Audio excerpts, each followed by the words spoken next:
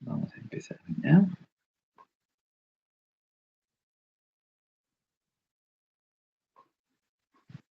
Muy bien, entonces vamos a empezar con el tema de pancreatitis aguda.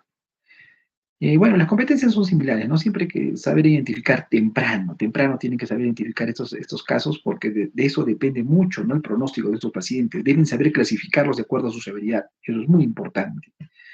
Deben estar en capacidad de reconocer su epidemiología, su etopatogenia, cómo clasificarla, qué factores de riesgo se asocian para hacer un buen tratamiento y pronóstico.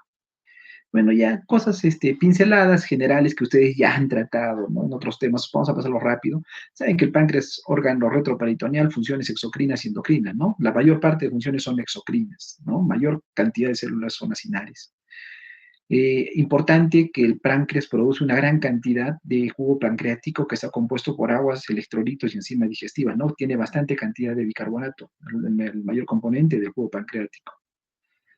Entonces, funciones del jugo pancreático, ¿qué son? Precisamente neutralizar el ácido que viene del estómago hacia el duodeno, sintetizar y segregar, por supuesto, enzimas digestivas y liberar hormonas que tienen funciones metabólicas. Acá vemos las principales enzimas que son secretadas, ¿no? De tipo proteolítico, de tipo lipolítico o amilolítico, ¿no? Ya sea tripsina, quimotripsina, lipasa, fosfolipasa, amilasa, etc. Todo esto es secretado precisamente por estos acinos pancreáticos, ¿no? El páncreas tiene un papel muy importante en la digestión, ¿no? Muy importante. ¿Qué más? Algo fundamental es que estas enzimas que se secretan en el páncreas no se activan dentro del páncreas. Dentro del páncreas están almacenadas en forma inactiva, ¿no? Estas se van a activar recién fuera, se van a activar fuera del páncreas cuando cuando entran en contacto con el borde en cepillo del intestino por una enzima que se llama enteroquinasa. Esta enteroquinasa va a ser la que va a producir la activación del tripsinógeno tripsina y que consecuentemente las demás enzimas o proenzimas se van a activar, ¿no? Ya sea quimotrifinógeno, elastase, etcétera. Todas estas van a pasar a su forma activa, ¿no? Entonces, hay varios mecanismos que van a proteger precisamente que se activen estas enzimas dentro del páncreas, porque la activación dentro del páncreas es precisamente la fisiopatología de la pancreatitis aguda, ¿no? Eh, Hay diferentes teorías, ¿no? Que nos dicen por qué se activan esas enzimas dentro del páncreas, ¿no? Eh, una de ellas nos habla de la colocalización, ¿no? Que es precisamente que las enzimas que se llama digestivas y las enzimas lisosomales van a seguir un conducto, una vía común, ¿no? De síntesis y de almacenamiento, ¿no? Entonces, cuando existe un proceso inflamatorio, se produce una disregulación importante en las concentraciones intracelulares de calcio, ya sea por un estrés, etcétera, se va a producir fusión de los gránulos que se llaman lisosomales, de las enzimas lisosomales con los gránulos de simógeno, ¿no? Y la catepsina, pues, de los lisosomas va a producir la activación de estos gránulos de simógeno y se va a producir la ruptura de estas vacuolas que van a tener los gránulos de simógeno activados. Entonces va a empezar a liberarse todas estas enzimas activas al citoplasma y empieza, pues, la lesión celular y la pancreatitis, ¿no? Eh, Dentro de la fisiopatología hay diferentes vías de patogénesis, ¿no? De la pancreatitis. Una puede ser producida ¿por qué? Por la obstrucción ductular, ¿no? La obstrucción del conducto pancreático. Esta obstrucción del conducto pancreático puede ser producida por una piedra o pues también se ha visto que puede producirse en el caso del alcoholismo crónico, ¿no? En el alcoholismo crónico hace que las secreciones se vuelvan muy viscosas, ¿no? Entonces, toda esta obstrucción que va a llevar a que se produzca un edema intersticial, se altere el flujo sanguíneo y se produzcan áreas de isquemia, y estas áreas de isquemia van a contribuir a injuria de las células acinares, ¿no? Con la activación de las enzimas. Pero puede haber también etiologías que se llaman injurias directas a las células acinares producidas por tóxicos como el alcohol, drogas, un trauma, un fenómeno isquémico, un virus, ¿no? Y esta injuria directa también va a producir que se liberen, ¿no? Las proenzimas intracelulares y se fusionen con los lisosomas y se activen, ¿no? También puede haber un defecto en el transporte intracelular, ¿no? Esto puede verse en forma experimental o también con algunos tóxicos, ¿ya? Y igual va a ser que se llama que se altere precisamente la liberación o sea, que se altere esta liberación de las proenzimas, ¿no? Se fusionen con los lisosomas y se activen, ¿no? Pero al final, todas estas enzimas activadas, ¿en qué van ¿A qué van a llegar? A que se produzca una inflamación intersticial con edema, a que se produzcan fenómenos de proteólisis por las proteasas activadas, a que se produzca necrosis grasa por las lipasas y la fosfolipasa activada, y a que se produzca hemorragia por la elastasa activada, ¿no? Entonces, ¿qué se llama? La tripsina, la tripsina que va a producir daño a las células acinares, va a producir que se activen las otras enzimas digestivas y lo más importante es que se active, ¿no?, el sistema de cininas y la cascada del complemento, magnificando la respuesta inflamatoria. Muy bien. Entonces, esta que se llama injuria sobre las células pancreáticas va a inducir síntesis y liberación de citoquinas, ¿no? Estas citoquinas activadas van a reclutar neutrófilos y macrófagos y a su vez van a aumentar más la injuria pancreática, aumenta más la producción de sustancias proinflamatorias como el factor de necrosis tumoral alfa y las interleuquinas 1, la interleuquina 1, 12 y 6, ¿no? Es importante que tengan en cuenta la interleuquina 6. La interleuquina 6 es una de las que más estudiamos nosotros en el caso de la pancreatitis aguda, porque es un inductor de reactantes de fase aguda, ¿no? ¿Qué reactante de fase aguda conocen? ¿Con ¿Algún reactante de fase aguda que conozcan? Ya. Un reactante de fase aguda PCR. que nosotros, por supuesto, muy bien, la proteína C reactiva. Excelente. ¿Y dónde se produce la proteína C reactiva?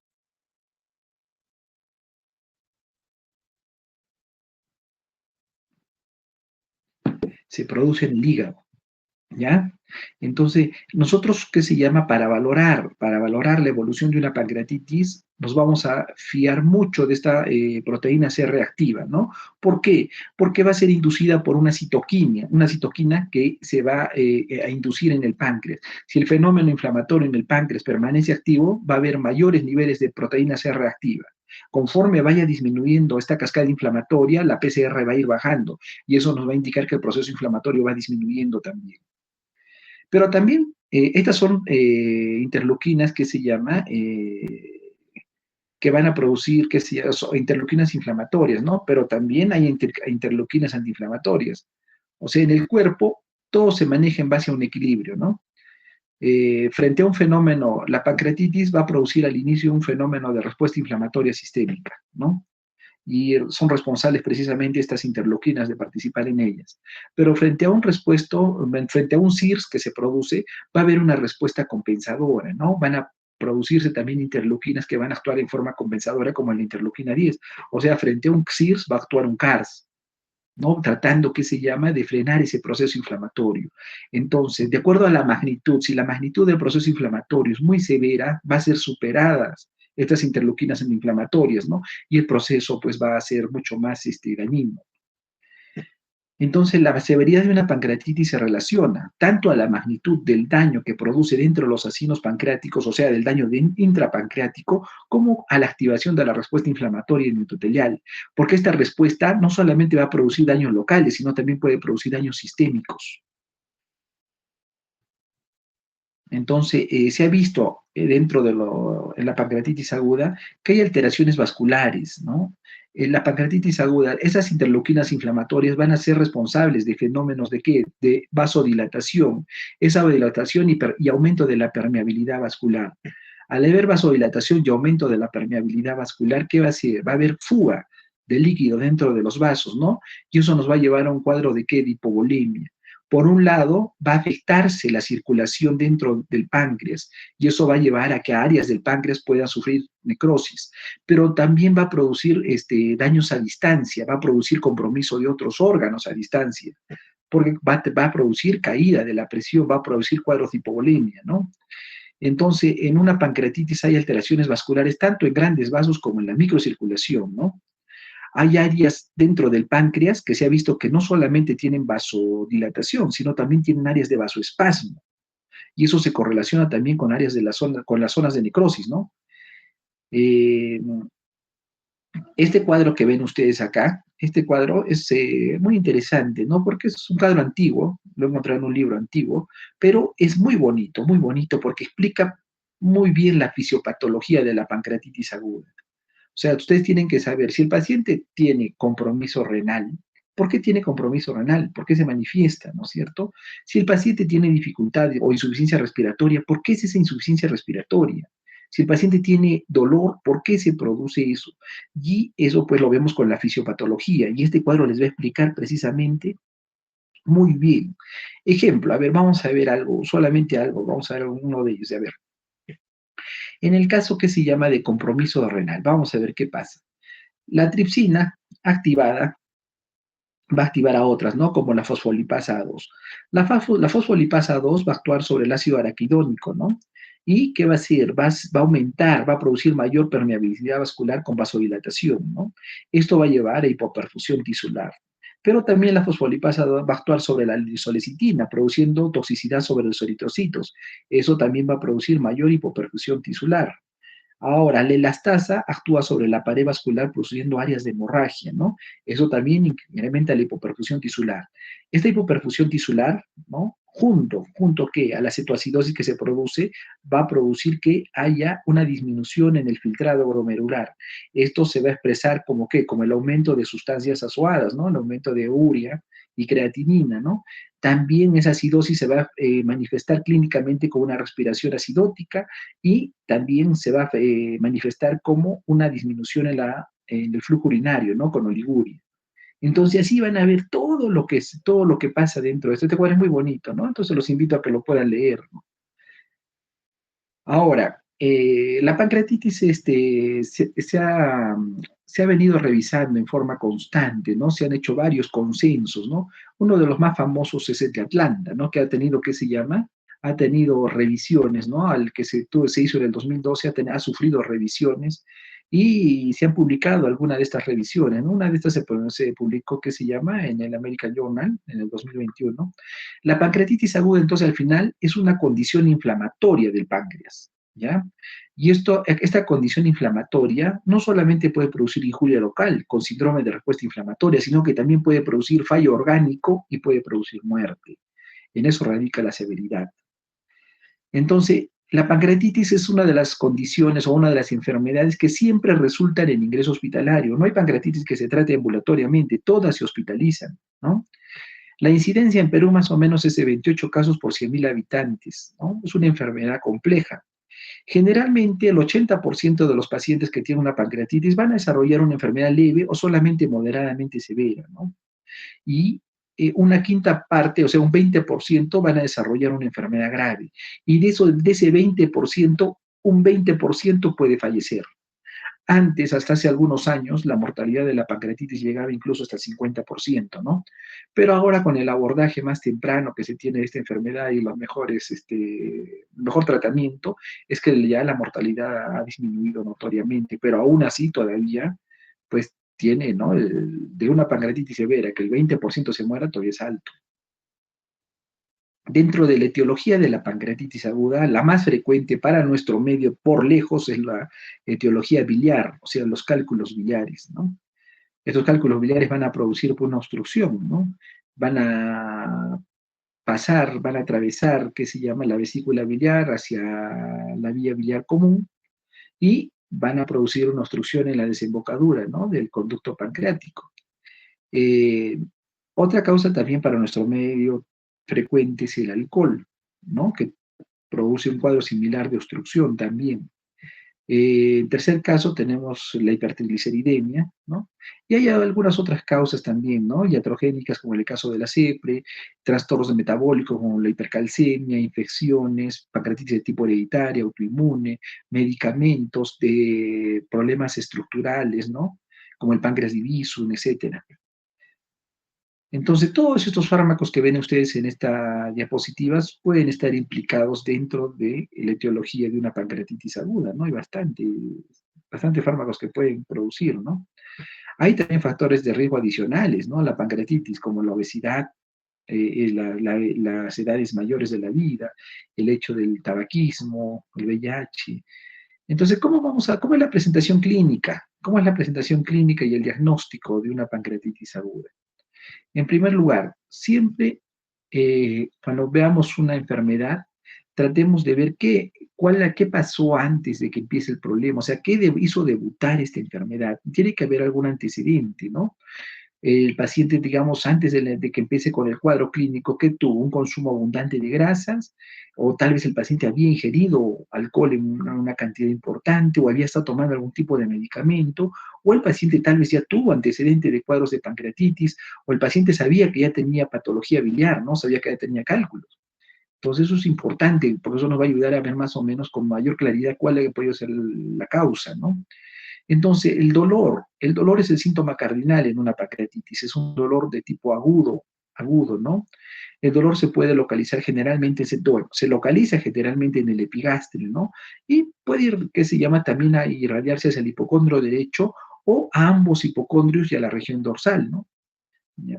El dolor, este dolor es de tipo que se acompaña de reacciones simpáticas, o sea, va a haber que se llama taquicardia, va a haber sudoración profusa. Es un dolor severo, es un dolor severo, ¿no? Que no mejora mucho con los cambios de posición.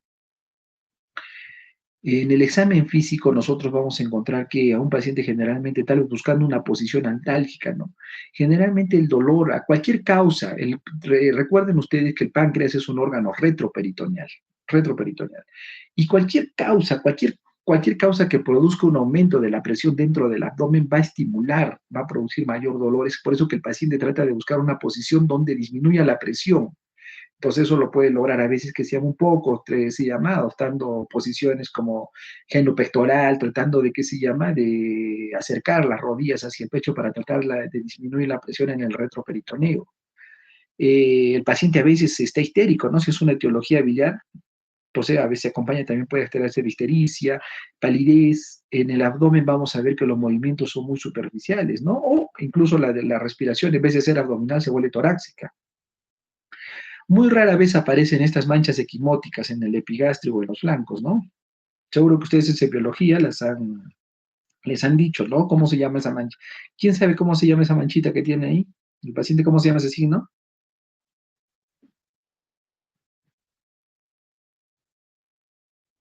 ¿Qué más En es? biología. ¿Cómo se llama? Sí, sí, chicos, dale, nomás, no se preocupen. Más fuerte, no escuché bien, por favor, más fuerte.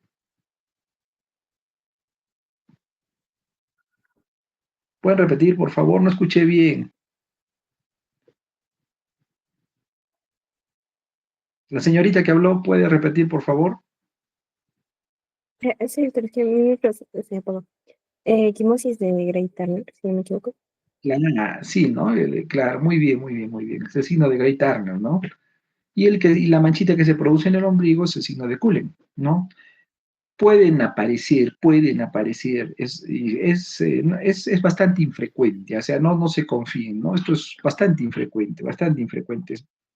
Eh, yo habré visto se habré visto tal vez de unas 10.000 pancreatitis, habré visto tal vez en unos 2 o 3 pacientes nomás esto. Se suele asociar, ¿no? A pancreatitis necrohemorrágicas a veces. Muy bien. Entonces, en el examen vamos a encontrar dolor a la palpación en epigástrico, a veces con defensa muscular. El paciente va a tratar de poner resistencia precisamente para que no se genere mayor cantidad de dolor. Los ruidos hidroaéreos acá van a estar muy disminuidos, ¿no? O incluso ausentes. Generalmente se acompaña de un hilio, una pancreatitis aguda, por el fenómeno inflamatorio local, se acompaña generalmente de un hilio que se llama funcional. Entonces, los ruidos hidroaéreos van a disminuir bastante, ¿no? Para hacer el diagnóstico de una pancreatitis aguda, tenemos que tener en cuenta, hay 3 criterios, ¿no? Teniendo 2 de estos criterios en cualquier orden, podemos hacer el diagnóstico. Primero tenemos que tener un criterio clínico, tenemos que tener un dolor abdominal que sea compatible, ¿no? Con una pancreatitis aguda. O sea, el dolor que aparezca en epigastrio, intenso de aparición aguda, ¿no? Que puede irradiarse tal vez a los hipocondrios, ¿no? Segundo, tenemos que tener que se llama un criterio laboratorial, ¿no? Tenemos que ver que ahí tiene que haber elevación de las enzimas pancreáticas, elevación de la lipasa o amilasa y lipasa más de 3 veces el límite superior normal. No nos basamos solamente en la amilasa, ¿ya? Con la lipasa sola sí podemos hacer diagnóstico y con la amilasa y lipasa, pero amilasa sola no. ¿Por qué? Porque lamentablemente tienen un diferente tiempo de vida media estas enzimas, ¿no es cierto? La amilasa se eleva más precozmente, pero también más rápido, se elimina. Entonces, a veces hay pacientes que no acuden inmediatamente, tienen el inicio del episodio de dolor, ¿no? Hay pacientes que vienen a los 2 o 3 días. Entonces ya la amilasa está bajando a sus valores normales. Entonces, si nos vamos a solamente a limitar a esto, podemos infradiagnosticar al paciente. La lipasa, por el contrario, aunque se eleva un poquito más tarde, permanece mucho más días. Entonces, sí, la lipasa sí es un indicador mucho más fiable. Entonces, criterio laboratorial, lipasa o amilasa y lipasa elevada más de 3 veces el valor normal. Y un método de imagen, ¿no? Que nos ayude a ver qué se llama, que hay un proceso inflamatorio en el páncreas, ¿no? Lo más común es una ecografía abdominal, pero también podemos recurrir a una tomografía o una resonancia. Con cualquiera de esos, con 2 criterios de esos, en cualquier orden, hacemos el diagnóstico de pancreatitis aguda. Ahora, las pancreatitis morfológicamente se pueden clasificar como edematosas o necrotizantes, ¿no? Las edematosas se caracterizan solamente por inflamación o a veces también por la presencia de líquido peripancreático, ¿no? Edema y el líquido peripancreático. En cambio, las necrotizantes se caracterizan por eso, ¿no? Por áreas de necrosis, áreas de tejido que ya no viable, ¿no? En estas imágenes que estamos viendo, en la imagen del lado izquierdo, estamos viendo precisamente áreas líquidas, ¿no? Alrededor del cuello y de la cabeza del páncreas, ¿no? Áreas líquidas. Y en la imagen de la derecha estamos viendo áreas más bien que ya no captan contraste, ¿no? Áreas desvitalizadas justo en la cabeza del páncreas, ¿no? Son áreas de necrosis. Entonces, la pancreatitis se puede clasificar también de acuerdo a su severidad, como leve, moderadamente severa y severa. Una pancreatitis leve es aquella que no tiene ni insuficiencia orgánica ni tiene complicaciones locales o sistémicas. Una moderadamente severa es la que tiene una insuficiencia orgánica, pero que es transitoria. ¿Qué quiere decir transitoria? Que se resuelve dentro de las primeras 48 horas, ¿no? O tiene complicaciones locales o sistémicas. Y una severa solamente se caracteriza porque tiene una insuficiencia orgánica persistente. Persistente, ¿qué quiere decir? Que esta falla orgánica ya tiene más de 48 horas. Puede ser un solo órgano, pueden ser varios órganos, ¿no? Entonces, para evaluar la falla orgánica, ¿cómo nosotros decimos que este paciente tiene falla orgánica, no? Vamos a utilizar, hay scores, ¿no? Generalmente nos vamos a focalizar en tres órganos, vamos a focalizar en el pulmón, en el riñón y cómo está la hemodinamia. En eso nos vamos a focalizar para evaluar falla orgánica. Entonces, uno de los scores que se ha utilizado o que se utiliza actualmente para evaluar falla orgánica es el score de Marshall, ¿no? Pero modificado para disfunción orgánica. Entonces, este score de Marshall nos va a evaluar precisamente el pulmón, nos va a evaluar el riñón y cómo está pues, el sistema cardiovascular. Entonces, de acuerdo a qué se llama, va a darnos qué se llama puntuaciones de acuerdo a cómo se encuentre, ¿no? Entonces, de cualquier puntuación que se encuentre por encima de 2 a más, ya nos habla de falla orgánica. Ejemplo, el pulmón lo vamos a evaluar con qué, con el PAFI. El PAFI, si nosotros tenemos un PAFI que se encuentra, ¿ya? Entre 200 y 300, ya nos está dando 2 puntos y nos está hablando ya de falla orgánica, ¿ya? En el caso del riñón, si nosotros tenemos una creatinina que se encuentra ya entre 1.9 a 3.6, o sea, más de 1.9 ya para decirlo así, entonces ya tenemos más de 2 puntos. Entonces ya nos habla también de falla a nivel del riñón. Y si tenemos una presión menor de 90 que no responde a los fluidos, igual nos está hablando una falla en la hemodinamia, ¿no? Entonces, haciendo más de 2 puntos en cualquiera de ellos, ya hablamos de una falla orgánica, ¿ya? La falla orgánica es transitoria, digamos, si esto se recupera dentro de las primeras 48 horas, es transitorio, pero si más de 48 horas todavía persiste eso, ya hablamos de una falla orgánica persistente y eso se correlaciona con una pancreatitis severa. Generalmente una pancreatitis leve tiene un curso que se llama bastante corto, ¿no? Una recuperación pronta, ¿no? Generalmente una semana, ¿no? Pero cuando hay una pancreatitis moderadamente severa o severa, ya la morbilidad es un poquito más alta, ¿no? Complicaciones. Las pancreatitis edematosas generalmente se caracterizan, ya hemos dicho, por la presencia, pues, ¿no?, de cambios inflamatorios con la presencia o no de líquido peripancreático, ¿no? Generalmente estas colecciones líquidas, si se resuelven dentro de las primeras 4 semanas, son, pues, colecciones líquidas, así se llaman, colecciones líquidas agudas, ¿no? ¿No? Pero si estas colecciones líquidas agudas no se resuelven dentro de las primeras 4 semanas, se van a convertir en colecciones maduras y encapsuladas de líquido, ¿no? Con una pared bien definida. Ya su densidad va a ser homogénea, no va a haber componente sólido, ¿no? Y esto se denomina pseudoquiste pancreático. Eso es en el caso de las pancreatitis edematosas o intersticiales. Pero en el caso de las pancreatitis necrotizantes, hablamos de necrosis cuando, ¿qué?, cuando tenemos áreas de tejido pancreático que no mejoran después de la primera semana de enfermedad, ¿no? Si estas colecciones necróticas se resuelven durante las primeras 4 semanas, entonces hablamos de colecciones necróticas agudas, ¿no? Ya. Pero si estas persisten más de 4 semanas, se van a convertir precisamente en colecciones encapsuladas, ¿no? Estas van a tener más bien, se caracterizan porque tienen una densidad heterogénea, ¿no? Va a haber líquido y áreas líquidas y no líquidas, ¿no? Y eso se le llaman colecciones necróticas encapsuladas. Muy bien. Acá en estas imágenes estamos viendo en el lado izquierdo, en la primera, estamos viendo una colección líquida. No tiene paredes definidas, solo es una colección líquida, no hay paredes acá. Esta es una colección líquida aguda. Pero en la que vemos acá al costado, ya estamos viendo una pared bien formada, una bien formada. Las características de esta colección es que es líquida porque es homogénea, no hay áreas que se llaman sólidas dentro de su interior. Esto viene a ser un pseudoquiste pancreático. En el otro gráfico, en el de la derecha, estamos viendo acá dentro, en la cabeza del páncreas, un área que no capta, un área desvitalizada, que no capta contraste. Esto es una colección necrótica aguda. Y en la otra estamos viendo ya la presencia de una pared alrededor, ¿no? Es una colección de una necrosis encapsulada o amurallada también. Ahora, para evaluar la severidad de una pancreatitis existen diferentes predictores, ¿no? Escalas para predecir la severidad de una pancreatitis aguda. Uno de los que se utiliza más para nosotros es el Apache 2 y el score de BISAP, ¿no? Son los más frecuentes y los más fáciles de usar. El Apache 2 generalmente se utiliza en todas las unidades críticas, ¿no? El BISAP la podemos explicar nosotros, ¿no? Desde que el paciente ingresa por emergencia, ¿no? Ransom también era un score bastante conocido, ¿no? Bastante que se utilizó mucho, pero el problema de Ransom es que tiene que tener una segunda fase de evaluación a las 48 horas y eso puede contribuir al retraso, ¿no? Al retraso en la estratificación de una pancreatitis. Entonces, Apache 2 tiene bastante sensibilidad, 83% de sensibilidad y 59% de especificidad para predecir pancreatitis severa, ¿no? Con un score mayor a 8 nos puede predecir una pancreatitis severa.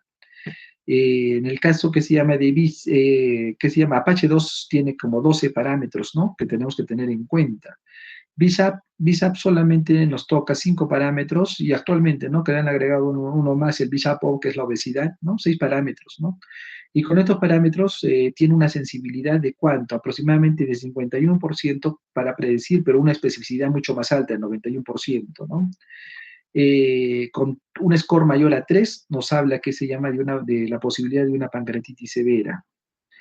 Ransom, bueno, le digo, en Ransom ahorita no estamos utilizándolo mucho porque demora, tenemos que hacer una segunda valoración a las 48 horas.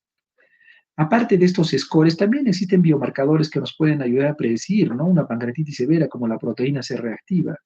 Una proteína C reactiva de 190 miligramos por litro o más dentro de las primeras 48 horas, ¿no?, o un aumento consecutivo de más de 90 miligramos por litro, tienen un valor predictivo de 96 y 95.6% para predecir enfermedad severa.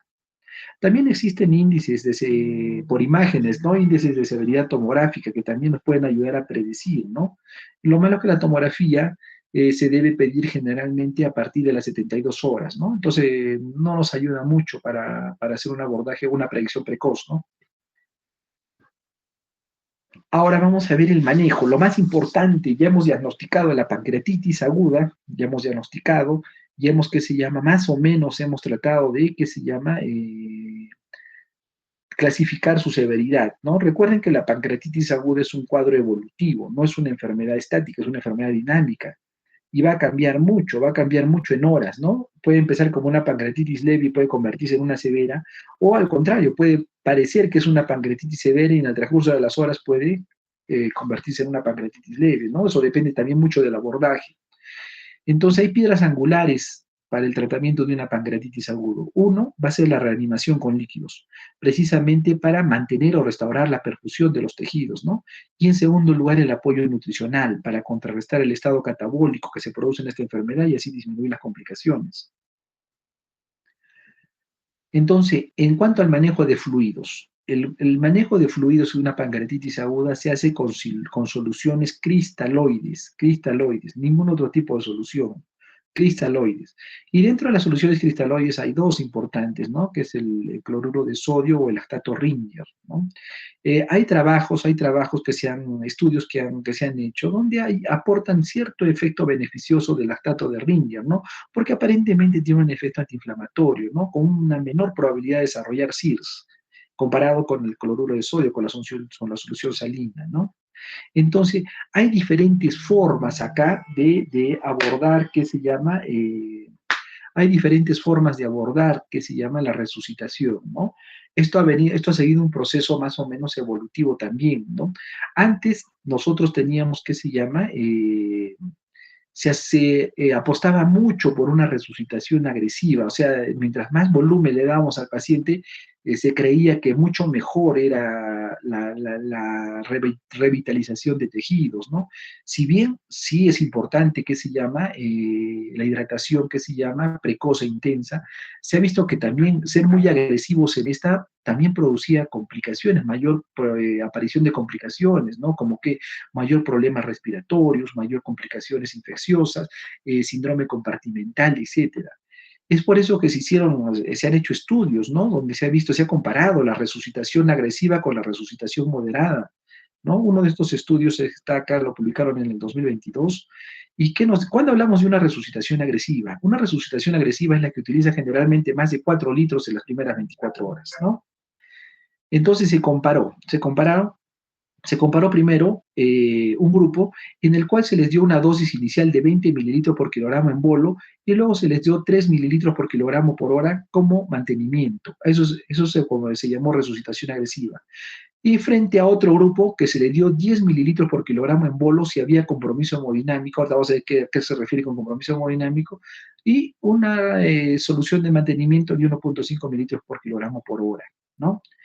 Entonces, ¿qué se vio acá? Estos se evaluaron estos pacientes en forma consecutiva a las 12, 24, 48 y 72 horas, ¿no? ¿Y qué se vio acá? Que la complicación principal fue la sobrecarga de fluidos. En los pacientes, ¿qué se llama? Hubo mayor sobrecarga de fluidos o mayor desarrollo de pancreatitis moderada y severa en pacientes que tuvieron resucitación agresiva frente a los que tuvieron una resucitación moderada, ¿no? Igual, mayor presentación de sobrecarga de fluidos en los de resucitación agresiva versus la resucitación moderada. Y ahora, ¿qué se ha visto? ¿Qué es lo que qué se llama? ¿Qué es de lo que se está haciendo actualmente? Es la resucitación por objetivos. Todos los pacientes no van a acudir igual. Hay pacientes que van a venir con un compromiso hemodinámico mucho mayor que otros. Entonces no podemos tratarlos de igual forma. Entonces lo primero que tenemos que hacer nosotros es valorar, hacer una resucitación por objetivos. ¿Cuáles van a ser nuestros objetivos? En primer lugar, que el paciente que se llama tenga una frecuencia cardíaca que se encuentre menor a 120 por minuto, que tenga una presión arterial media que esté entre 65 y 90, que tenga un flujo urinario que se encuentre mayor a 0.5 cc por kilo por hora, ¿no? Que tenga un hematocrito que se encuentre menor de, ¿qué se llama?, de 40. Esos son nuestros objetivos. Tenemos que tratar que el paciente se encuentre dentro de esos parámetros. Si está entre dentro de esos parámetros, entonces el volumen de resucitación es el adecuado, ¿no? Eso es lo que se está atendiendo ahora, hacer una resucitación por objetivos. Entonces, en segundo lugar, aparte de la hidratación, que va a ser fundamental, como lo hemos dicho, el segundo pilar importante en el manejo de una pancreatitis es la nutrición, ¿no? El paciente, por el proceso inflamatorio, va a entrar en un estado catabólico. Aparte de eso, algo también importante es que esta reducción de la perfusión vascular también se va a manifestar en el intestino, ¿no? ¿Y qué va a pasar acá? En el intestino va a haber una alteración de la barrera intestinal. Esto nos va a llevar a que haya un problema de translocación bacteriana. La translocación bacteriana va a incrementar notablemente, ¿qué se llama? El proceso inflamatorio en la pancreatitis aguda, porque va a haber precisamente, va a haber translocación de gran negativos, ¿no? Estos gran negativos van a inducir también, ¿qué se llama? Citoquinas inflamatorias, ¿no? Hay patrones moleculares asociados a patógenos que se van a liberar acá.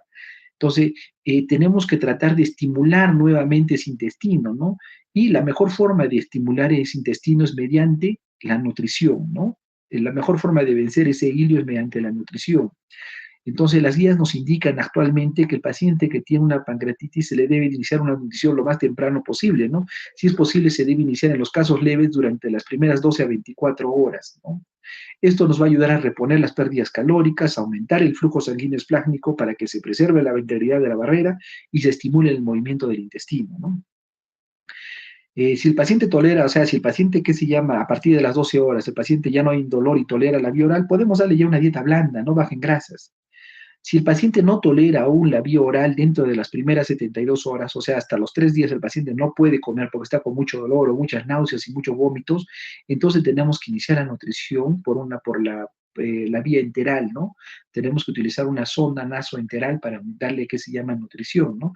A través de esa sonda nasoenteral, que puede ser nasogástrica o nasointestinal, podemos darle qué se llama soluciones parcialmente, alimentos ya prácticamente parcialmente digeridos, ¿no? Soluciones poliméricas. Pero si el paciente, a pesar de que le estamos dando nutrición enteral, no llega a completar el 60% de sus requerimientos al quinto día, entonces iniciamos una nutrición mixta, tanto enteral como parenteral. Pero recuerden que siempre se debe optar por la nutrición enteral, es la mejor, la que tiene menores complicaciones. Entonces, en el manejo de una, para hacer un resumen, en el manejo de una, ¿qué se llama? De una pancreatitis aguda, si es leve, iniciamos la alimentación precozmente, ¿no? Dentro de las 12 a 24 horas. Siempre una dieta pues, baja en grasas, ¿no? Más rica en carbohidratos y proteínas. Siempre es preferible iniciar la vía oral, pero si no inicia, no podemos a partir del tercer día no tolera, iniciamos la nutrición enteral, ¿no? En el caso de una pancreatitis aguda ya grave desde el inicio, se inicia, lo más precoz, se inicia la nutrición enteral. Si tenemos una pancreatitis grave, severa, desde el inicio se recomienda iniciar la nutrición enteral en forma precoz, es decir, que tempranamente, en las primeras 24 horas, hay que colocarle a este paciente una sonda de nutrición enteral y iniciarle nutrición a través de esa vía. ¿Para qué? Para tratar, ¿qué se llama? De disminuir el proceso inflamatorio. También un pilar importante también en el manejo de la pancreatitis aguda es el dolor, ¿no? Estos pacientes acuden generalmente por dolor. Entonces, dentro de los medicamentos se puede utilizar toda la escala del OMS el dolor, ¿no? Pero se ha visto que se llama que los que más se utilizan generalmente son los derivados de los opiáceos, porque son fármacos que producen una analgesia adecuada, ¿no? Una analgesia adecuada. Pueden producir algunas complicaciones, como que se llama producir constipación, etcétera, pero ¿qué se llama? Pues es sobrellevable, ¿no? Pero si es que hay pacientes que tienen mucha molestia o mucha intolerancia a estos derivados de los opiáceos, podemos utilizar también, ¿qué se llama? Diclofenaco endovenoso, metamizol, todo eso se puede utilizar, pero generalmente lo que más utilizamos son los derivados de los opiáceos, cualquier tipo de los derivados de los opiáceos. Estos medicamentos se deben utilizar reglados, ¿no? Y no a demanda, o sea, se le tiene que dejar reglado, que se le deja cada 6 horas, cada 8 horas al paciente de acuerdo como lo necesite, ¿no? No es, en los primeros días no se le deja condicional, se les debe dejar reglado, ¿no? Acá están las dosis de algunos de los medicamentos que utilizamos. Antibióticos. Generalmente no damos antibióticos en forma profiláctica, ¿no? En una pancreatitis. Para dar antibióticos tenemos que demostrar un foco infeccioso, ¿no? Y tenemos que elegir el antibiótico de acuerdo al tipo de infección que este paciente puede tener. Algunos otros coadyuvantes, como que utilizamos antieméticos, si el paciente tiene náuseas y vómitos, podemos colocarle una sonda nasogástrica cuando hay vómitos persistentes y un hilio paralítico. Esto es muy importante, ¿no? El solo hecho a veces de colocar una sonda nasogástrica en un paciente que tiene un hilio y tiene vómitos hace que disminuya mucho el dolor. Solamente el hecho de que el aire se elimine adecuadamente contribuye a que disminuya bastante el dolor, ¿no? Cuando hay cuadros de pancreatitis severa, siempre hay que colocar una sonda vesical al paciente desde ingreso, porque hay que monitorizar que se llama constantemente cómo es el flujo urinario. Oxígeno a demanda, si hay compromiso respiratorio, pues hay que también, que se llama, suministrarle oxígeno. Como sabemos nosotros que la causa más frecuente de una pancreatitis es la causa biliar, ¿no? Entonces, para reducir el riesgo de que haya un segundo episodio de pancreatitis, he visto que el 8% de los pacientes tienen riesgo de recurrencia de una nueva pancreatitis dentro de 40 días del primer episodio. Entonces, se les sugiere que estos pacientes se sugieran a una colecistectomía precoz, ¿no? Dentro de las 2 a 4 semanas posteriores al alta. Incluso si es una pancreatitis leve, se puede operar al paciente dentro de esa misma hospitalización. Se espera que unos 5 días, que se llama, que remita completamente todo y se lo pasa al paciente a cirugía para que se opere, ¿no? Pero si el paciente tiene colecciones peripancreáticas, ¿no? O ha tenido una pancreatitis grave, entonces la colecistectomía se debe diferir todavía hasta que se resuelvan estas colecciones. El alcohol es un predictor independiente de pancreatitis, ¿no? Por eso se le debe indicar al paciente que no debe ingerir licor en los meses posteriores al primer episodio, ¿no? También es muy importante en los pacientes obesos o que tengan hipertrigliceridemia que reduzcan su peso, ¿no? Con modificaciones dietéticas. Los episodios recurrentes de pancreatitis aguda pueden progresar a una pancreatitis crónica, ¿no? Con la consecuente manifestaciones como es el dolor o la insuficiencia pancreática. Muy bien, acá hay algunas guías, ¿no? Comparando algunas guías que han ido saliendo conforme ha ido avanzando el tiempo, ¿no? Sobre la forma que se llama, qué solución utilizar, qué volumen utilizar, cuándo empezar la nutrición, etcétera, ¿no? Que ustedes pueden revisar. Pero lo que les he mostrado es lo último que ha salido, ¿no? Y lo que les voy a pasar también. Acá hay algunos libros que se han utilizado para hacer esta presentación. Muy bien, chicos. ¿Alguna pregunta hasta acá?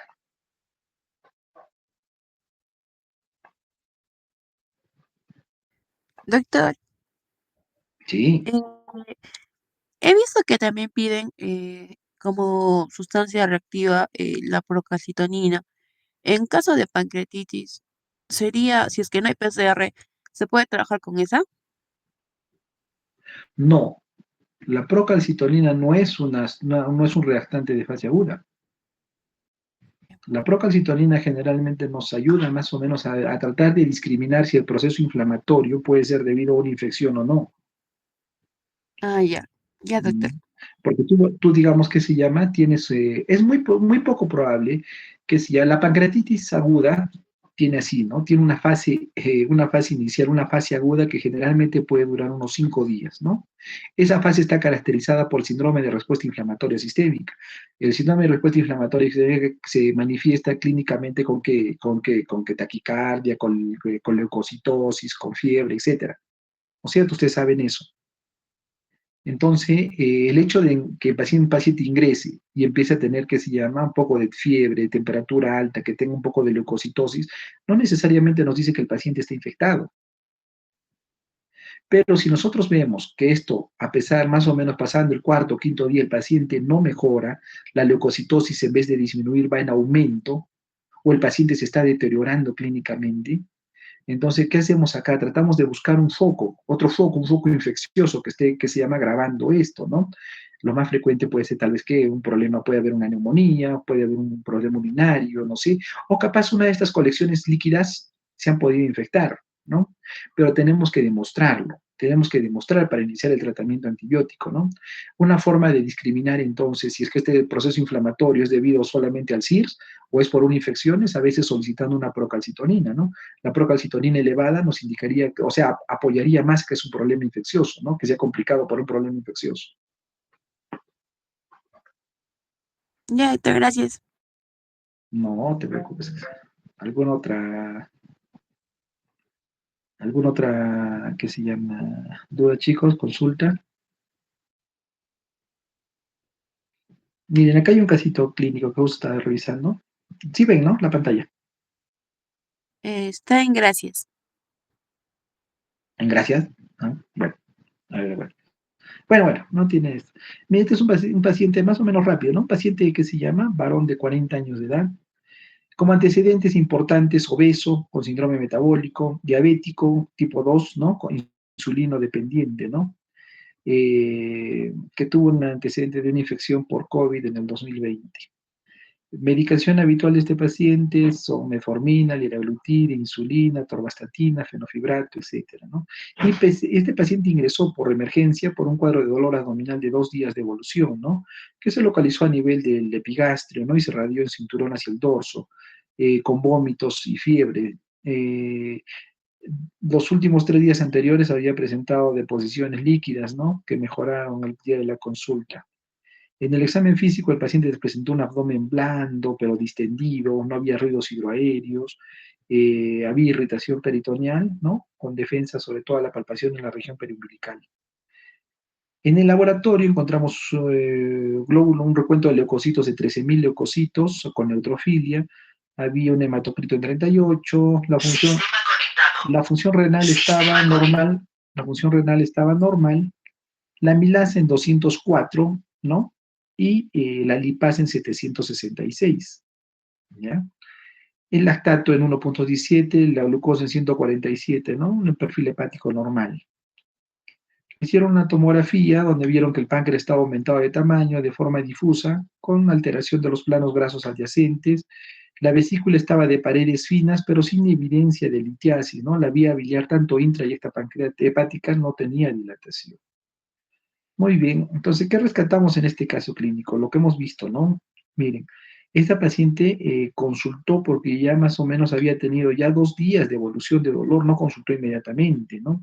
Y se dan cuenta que la amilasa estaba en 204, ¿no? Normalmente, ¿cuál es el valor de la amilasa? ¿O hasta cuánto es lo normal? Más o menos. Generalmente, ¿no? Más o menos es 100, el valor de la amilasa. ¿Ya? Tenía 204. Entonces, si nosotros queremos hacer diagnóstico con la amilasa, no nos daría para una pancreatitis. Pero la lipasa sí estaba en 766, ¿no? Que el valor normal de la amilasa es hasta 80. Entonces, acá sí vemos que se llama, por eso les dije, el diagnóstico se hace con lipasa o amilasa y lipasa, más de 3 veces el valor normal. ¿Ya? Eso es importante, rescatamos en esto de acá. Ahora, si esta paciente están viendo, le hicieron la tomografía y no encontraron, ¿qué se llama? Cálculos. ¿Qué piensan ustedes? ¿Cuál ha podido ser la causa de esta pancreatitis? Tengan en cuenta todos los antecedentes de esta persona. ¿Cuál podría haber sido la causa de esta pancreatitis?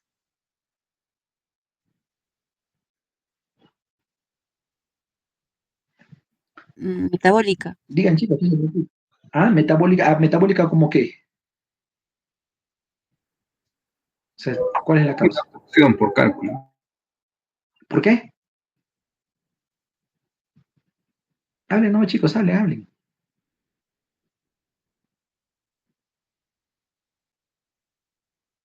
Eh, ¿Ah? como es paciente obeso, quizás tiene Ajá. hipertrigliceridemia.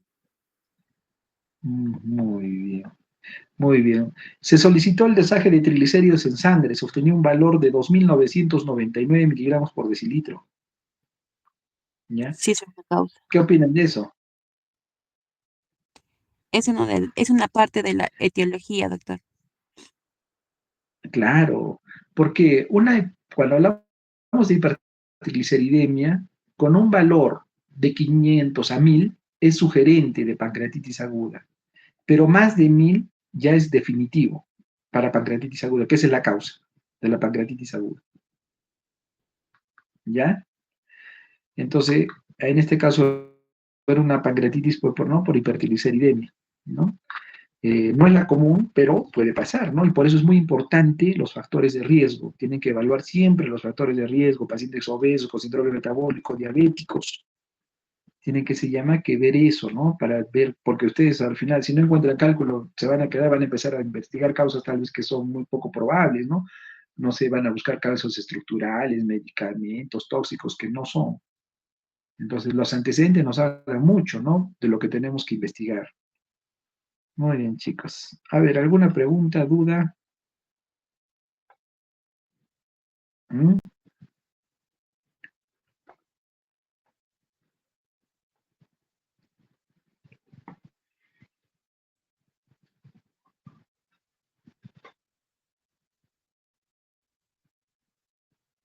¿Alguna duda, chicos? ¿Preguntas, por favor?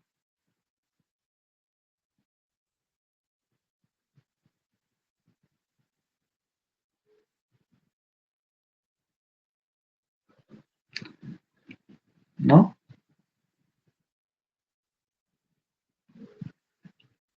Ahora les voy a pasar, ¿qué se llama? Una revisión para que puedan, por favor, el día de hoy, léanla, no es extensa, es corta, léanla más o menos para que puedan puntualizar un poquito lo que hemos hablado acá y ya pues lo puedan aplicar, ¿no? Ahora que los que les toquen sus rotaciones o puedan ver estos casos, ¿no? Puedan, ¿qué se llama? Darle un poquito más de atención, como les digo. Es bastante frecuente esto, ¿no? Y tienen que aprender y no hay que se llame excusa para eso. Ustedes esto lo pueden tratar de donde están. Si ustedes lo presumen, así no tengan todos los criterios, lo presumen adecuadamente y lo tratan, entonces van a minimizar mucho las complicaciones en lo que este paciente se refiere a un hospital, ¿no? Muy bien, chicos, les agradezco. Entonces le voy a mandar, le paso a su delegado, le paso la revisión para que la comparta y les agradezco mucho por su atención. Y bueno, pues ya nos estaremos viendo hasta otra oportunidad. Que tengan una buena tarde. Gracias. Hasta luego, doctor, gracias. Hasta luego, chicos. Hasta luego. Gracias. Gracias.